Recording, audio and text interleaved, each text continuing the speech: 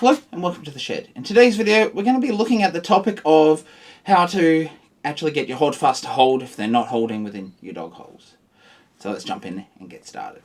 So what I'm going to do here is I'm going to go through the process that I use, but in the last video where I did this insert here and one of my holdfasts wasn't holding, I had a number of comments from viewers, so I thought we'd also go through what other viewers do to actually get their holdfast to hold. If my process doesn't work for you, their process might. So let's jump down here and have a look at what I do. So whether it's the smooth Gramercy style holdfast or a cast one like I have here, the process to actually get these to grip is pretty much the same for all of these. You're always likely going to have to do something to these smooth ones to actually get them to grip.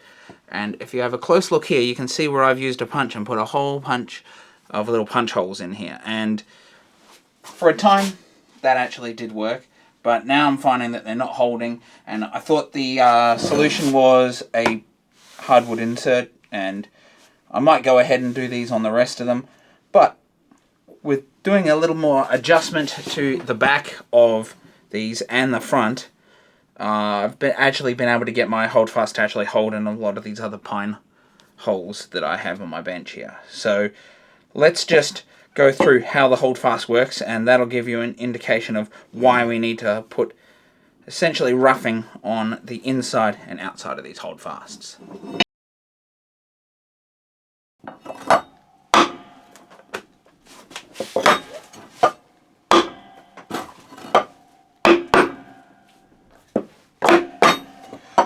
So you could see there that it held in a few spots, it did slip, and then I hit it again. So what's happening with these holdfasts is when it comes in the hole and you hit it here, this part here acts as a spring, so it holds tension on obviously what you're clamping down, but it also holds tension back in this sort of arc here against this part here.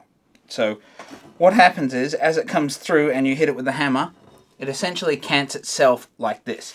So on the top on the outside, so up here, it's gripping on this top part here. So if this is smooth, you could understand that it might slip. On the opposite side down here, depending on how thick your workbench is and exactly how high your material is that you're clamping down, it actually cams along this side here and grips here. So obviously, we need to rough the holdfast up, and there are a whole bunch of different ways to do this, and obviously I used a punch initially, that was working, but this time around we need to get a little more aggressive, so we're going to bring in a couple of files and we're going to really rough up both sides of that using the file. Now, you want to make sure that you don't just do it on the back edge and you sort of do it on the curve, because that's going to make it much easier to actually grip, because it sort of, as it pushes back against the hole, it kind of grips on the round and not just on the top edge. When doing this at your workbench, you want to be very, very careful doing metal work at your workbench. You don't want to embed any of that metal in your workbench, because that's going to cause problems when you try and flatten your bench, and it can get in and affect whatever you're building. So you want to make sure that after you've filed this, that you make sure you sweep it all off, vacuum it, that sort of thing, just to make sure all those metal filings are gone. And you probably want to wear a mask when you do that. You don't want to breathe any of this in. When actually filing, it's not so much of an issue. There's no real dust flying in the air because we're not really sanding or anything, so it's just something to bear in mind. So you can work out where you want to start just by coming in here, grabbing a pencil, because this is the lowest that this can actually sit. So here's our pencil line, so we know we need to mark and rough up everything lower than that. So I do just go like this.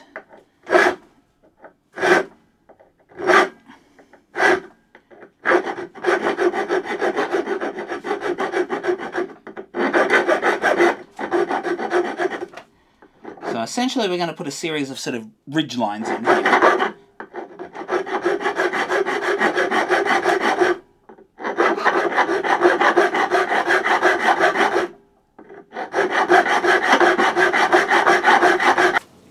So you can see here we're just putting a series of ridges. It's just making it much, much rougher. Now, the beauty of a holdfast is that it's not hardened steel. It tends to be some sort of a spring steel. Cast iron was common back in the day. This cast one is actually cast steel, so if you do have the cast iron ones, you do have to be a little careful that they might break and you don't want to drop them, but these steel ones are pretty much bulletproof. and they're made of nice soft steel, so this filing process is super easy.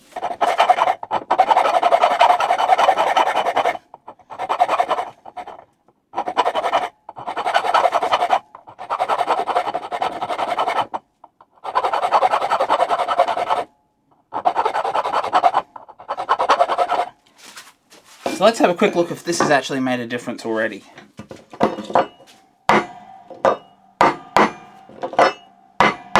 Still not holding it. Now, sometimes these don't like to clamp down on nothing, so if you lift it up a little bit, see, it's still not holding, so let's go ahead and rough down the bottom here.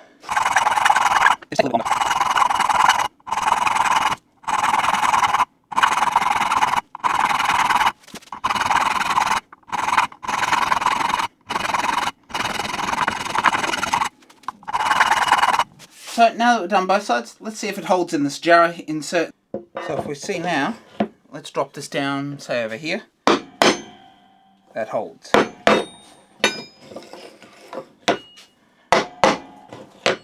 it's not, it won't hold there. If you have a workbench that is too thick, so over about 3 inches, around that 75mm mark, Holdfasts, especially these smaller 19mm or 3/4 inch Holdfasts, they don't hold very well, or they'll slip. What it means is that it's holding it too tough for it to actually fully cant at the bottom. So what you need to do is do some sort of a relief on the bottom to make it a larger hole on the bottom. So in order to do that, you can just use a larger drill bit and sort of counteract it in a little bit, and that's going to give it enough to move. If you've got like a stepped conical drill bit or something like that, or a conical reamer or something like that, you can actually just enlarge it with a cone on the bottom up to sort of that 3-inch mark, or a little bit further if that's what you want.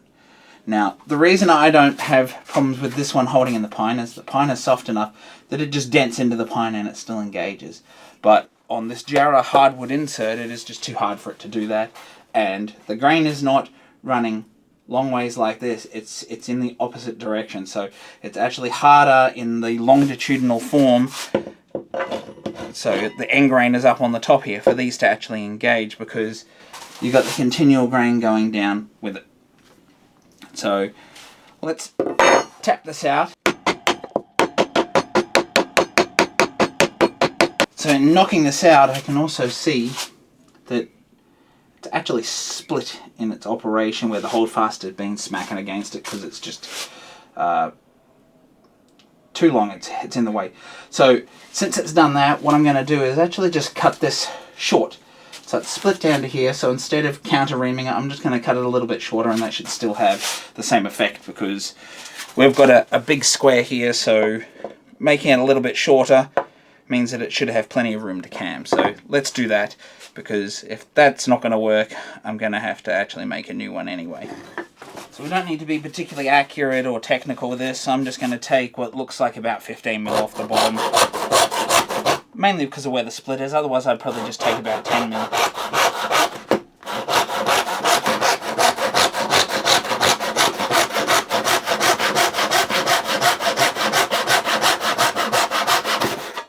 So we can see how we just ended up with a whole bunch of pieces where it was split. So let's tap this back in and see if it does what it's meant to. So I think that was the way that it was in there before. It looks accurate.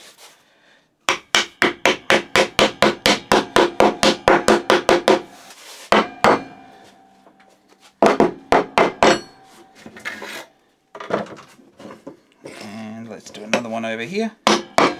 So we've got all angles covered, and you can see that this is now actually working as intended. And then the last one, if I can get it to work here. Sometimes you just need to hit them a little bit harder as well.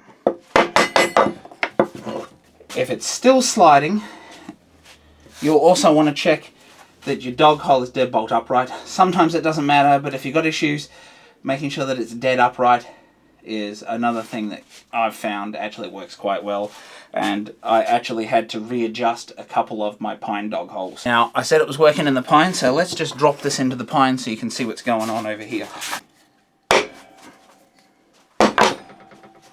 In actual fact, they bite much easier and softer, especially with those teeth. Just one and it's held nice and tight. Even without the block, they'll hold in the pine quite nicely. So that's a couple of things to be aware, and the file or the punch is what I use to solve that problem. And you can see I did have to work that dog hole issue there, especially if you put an insert in and it's a hardwood insert.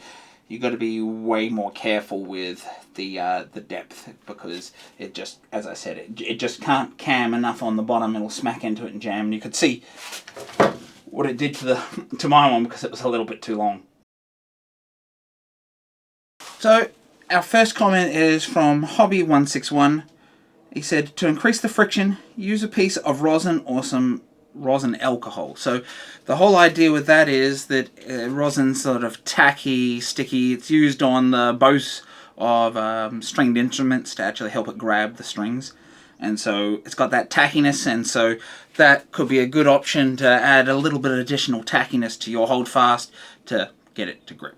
We have Bruce Comerford, and he says that he uses a hacksaw to cut shallow lines in the back. So, like we have with a file here, shallow little grips like you would have on the back of an F-clamp like this on the front and back. And it'll be very similar in the long run to what I've done here. And that's another option if you need to go a little more aggressive than a file, or you don't have a file and you just want to hacksaw some ridges in there and get into it. Then we had Square444. He was mentioning that he was having to pull the bottom of his holdfast when he was hitting it on the top, and that was the issue that I mentioned here, where the bench top is too thick, and so he reamed that out using a Japanese reaming tool. Andrew-E2R3Q, sorry, these are the auto names that YouTube gave. He says, try using a rasp. So you could use a rasp to try and really rough the inside of the hole out. You want to be careful that you don't make that hole too big, but making sure it's nice and rough. If there's more roughness, especially when you put like a hardwood insert like this that's in the longitudinal, I think that's a good option.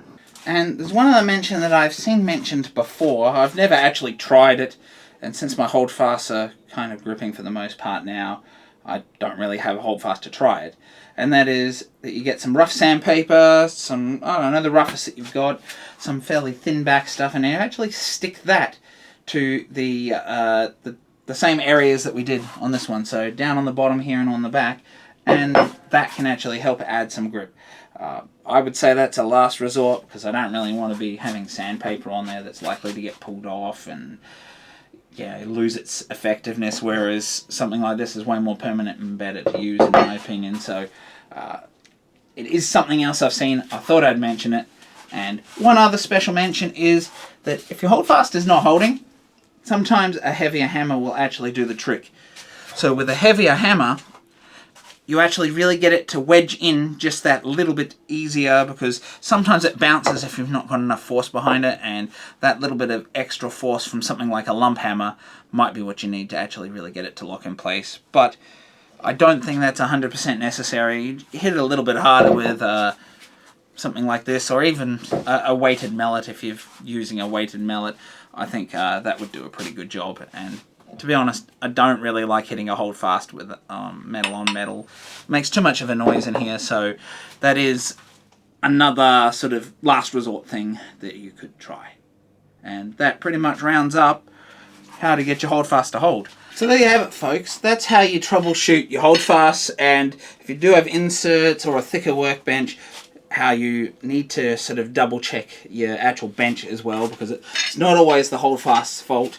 And particularly if you've got hardwood with hardwood inserts with the grain going up and down instead of across your workbench like I have here with my pine, it's also going to be harder for it to actually grip, and that's where the depth of the workbench is even more important, because it just can't bite in the long grain because it hasn't got the end grain running through there, which is easier for something like a Holdfast to sort of knock into and bite into.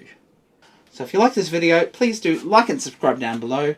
Do sound off in the comments if you've had issues with the thickness of your workbench, or whether you've had any other things that actually help your Holdfast stick, or whether the processes that we've done here is something that you've done yourself. And if you'd like to see another great video such as the one you've seen here today, do check out the video just here where we actually did the jarrett insert into this pine workbench. Bye for now.